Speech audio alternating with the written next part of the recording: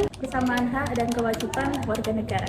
Hak dan persamaan itu kan artinya kita sama-sama setara gitu ya, dalam ruang lingkup apapun. Kita ini semua sama maupun di hadapan hukum maupun di hadapan siapa lagi, di hadapan guru, di hadapan semua, intinya tetap satu.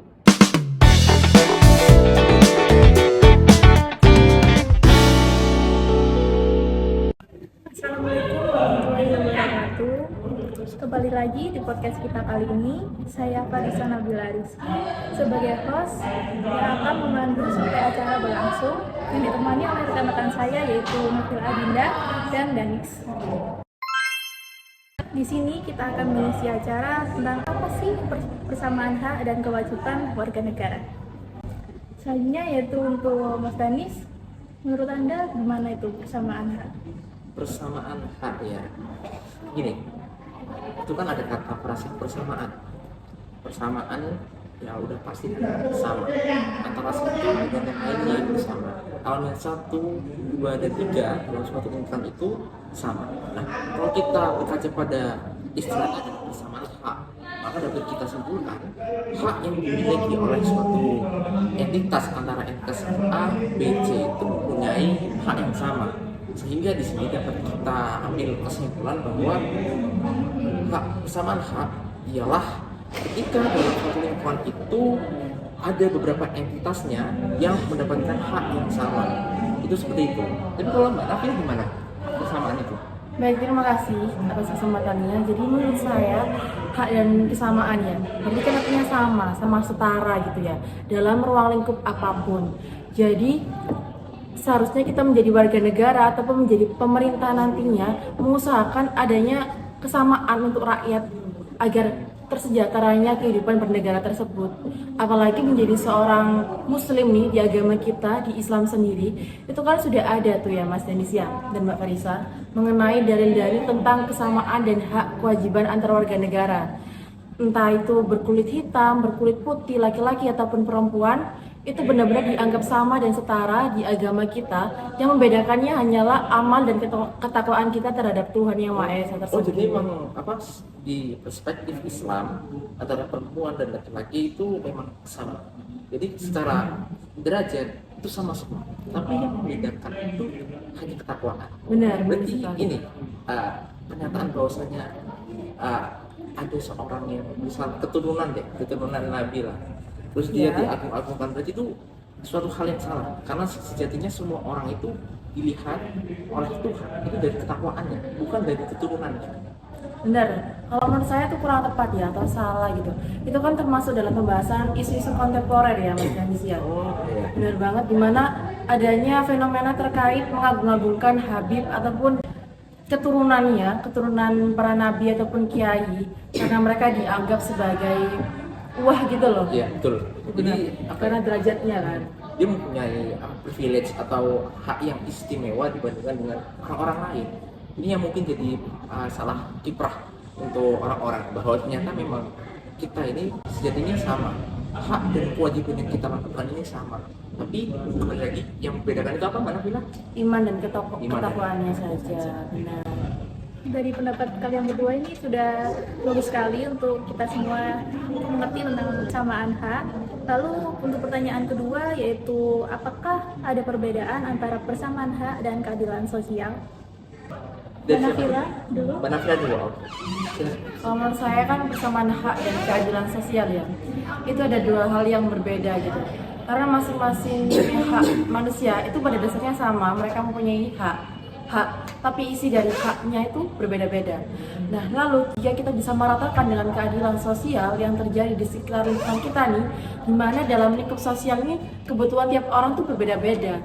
Jadi kalau hal itu disamaratakan, wah itu jadi bahaya karena itu tidak memenuhi kebutuhan gitu. Anggap saja itu seperti halnya gini ya Mas Danis, kayak seumpama tangga gitu, seperti analogi sebuah gambar yang viral waktu lalu, tangga di mana anak yang tingginya sama diberikan tangga yang berbeda, anak yang tingginya berbeda, mohon maaf, itu diberikan tangga yang sama. Kan yang tinggi itu pasti kelihatan pemandangannya, benar. Yang di tengah-tengah tingginya itu ya agak kelihatan, namun yang pendek ini jelas nggak kelihatan karena ketutupan oleh dinding. Nah itu tidak merata, tidak sesuai dengan kebutuhan. Jadi pada dasarnya menurut saya sendiri ya, persamaan hak dan keadilan sosial itu berbeda. Sebenarnya saya juga sependapat. Jadi persamaan hak, ya memang bahwa seluruh manusia yang ada di muka bumi ini mempunyai hak masing-masing dan haknya tentu berbeda-beda.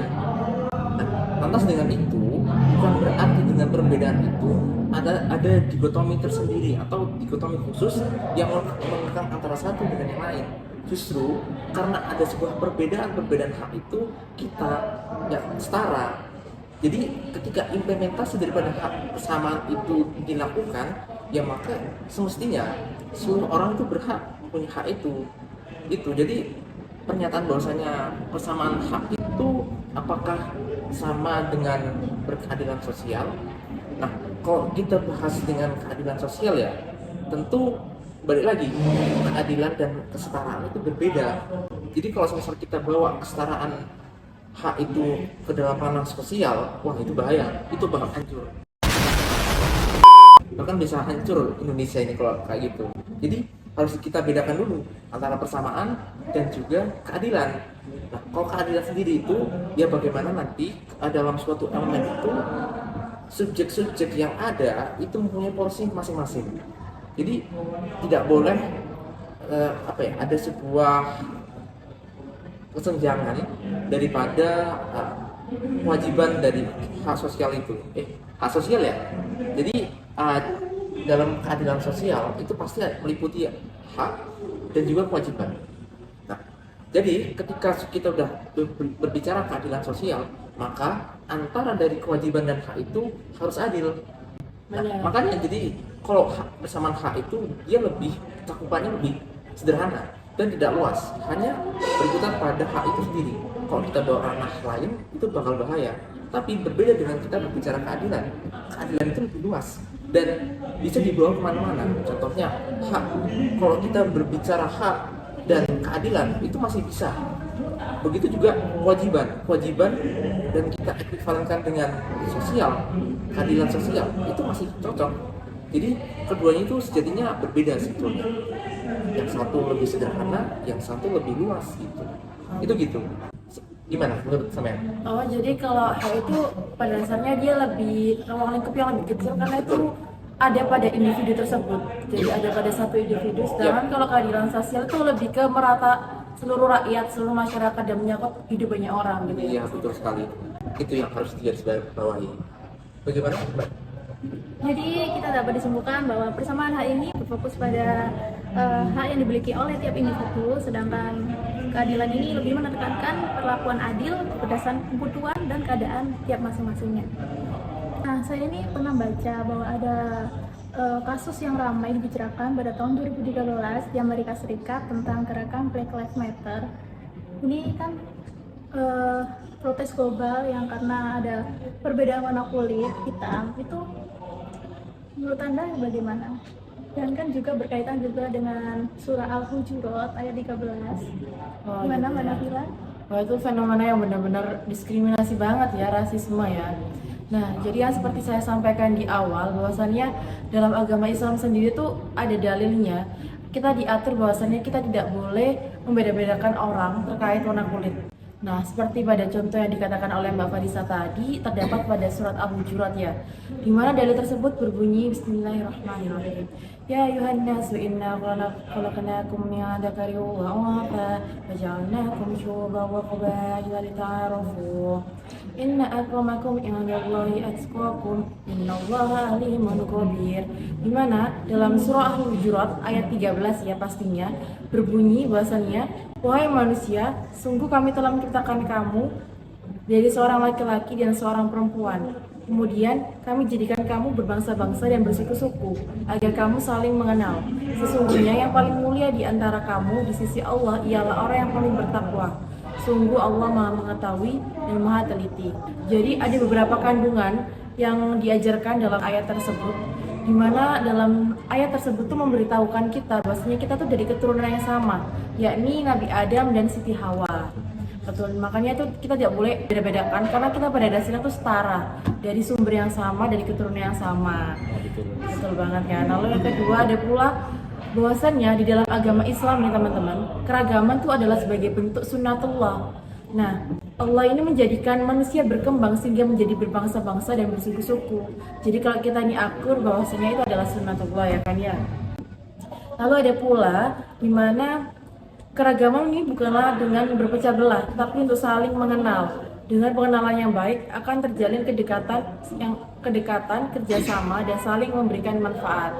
Ada pula seluruh manusia serta di hadapan Allah ini sama, seperti yang dikatakan saya tadi, yang membedakan hanyalah amal dan ketakwaannya saja. Poin terpenting dari adanya surah tersebut, ayat tersebut pastinya, ayat ini mengajarkan kesetaraan, toleransi, dan kerjasama serta menghapus diskriminasi, termasuk diskriminasi seksual, warna kulit, etnis, dan ikatan-ikatan primordial lainnya, seperti itu.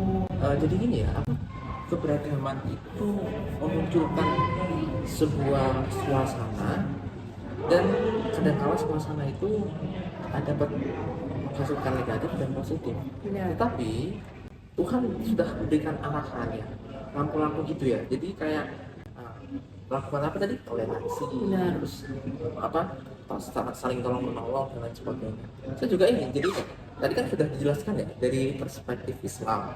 Nah, sedangkan kalau kita berkaca pada negara kita, negara hukum yang dinobatkan sebagai negara hukum, itu di pasal 27 ayat 1 UUD RI tahun 1945 itu dijelaskan ya pada pokoknya segala warga negara yang berkedudukan itu mempunyai hak yang sama di hadapan hukum, juga mempunyai hak yang sama. Jadi sebetulnya ya kita kembalikan lagi pada marwah manusia, bahwasanya kita ini semua sama maupun di hadapan hukum maupun di hadapan siapa lagi, di hadapan guru, di hadapan semua, intinya tetap satu di hadapan Tuhan. Kita sama, dan yang membedakan yakni ialah ketakwaan dan keagamaan, kereligiusan, gitu ya? Iya benar. Kurang lebih seperti itu. Itu adalah hal suatu yang penting gitu ya. Untuk kita tuh hidup saling menghargai, bahkan di dalam undang-undang positif pun, hukum positif juga ada gitu ya kan ya Mas Aris. Jadi sudah diperkuat dari segi hukum positif maupun juga dari segi religius, kan seperti itu. Jadi saya rasa mungkin walaupun terkesan remeh pembahasan kita, tapi pada esensinya itu sangat penting demi keberlangsungan kita hidup di negara kita ini. Benar sekali. Seperti itu. Gimana Bang Risa? Ya, jadi Allah itu menciptakan kita dari satu pasangan dan membedakan mereka menjadi suku dan bangsa untuk saling mengenal. Di hadapan Allah itu ditentukan oleh ketakwaannya, bukan oleh asal usul dan sukunya. Bagaimana menurut kalian berdua kalau bisa menumbuhkan sifat manusia tuh agar dari kecil itu bisa menumbuhkan sifat kesamaan haknya, keadilan sosial, karena kan generasi Z ini kurang ya dalam keadilan, banyak pembulian atau sebagainya. Oh iya, benar banget. Pertanyaannya bagus, mengingat kita kan Indonesia ini akan menghadapi Indonesia Emas pada tahun 2045 ya. Kita mengupayakan bahwasannya anak cucu kita kelak agar tidak menjadi golongan dari bagian Indonesia Cemas, gitu kan. Nah, pastinya adanya pendidikan kecerdasan emosional tersebut untuk menimbulkan sikap saling menghargai itu penting ditekankan ketika ada pada lingkungan rumah. Jadi bagaimana parenting orang tua tersebut memberikan pemahaman bahwasannya kita semua ini pada dasarnya sama-sama belajar, sama-sama menuntut ilmu dari hal-hal kecil dulu, dari lingkungan rumah lalu berangkat ke lingkungan sekolah. Ada pendidikan non formal, begitu pula ada pendidikan non formal. Seperti pendidikan non formal itu ada sekolah, lalu yang non itu ada tempat les, tempat ngaji. Nah itu bisa kita minta tolong bantuan guru-guru sekalian untuk memberikan pemaparan terkait pentingnya bahwasanya tidak ada perbedaan. Perbedaan itu malah menjadikan kita semua tuh menjadi istimewa dan saling tolong menolong. Itu tadi sih. Kalau aku sendiri ya, Ya.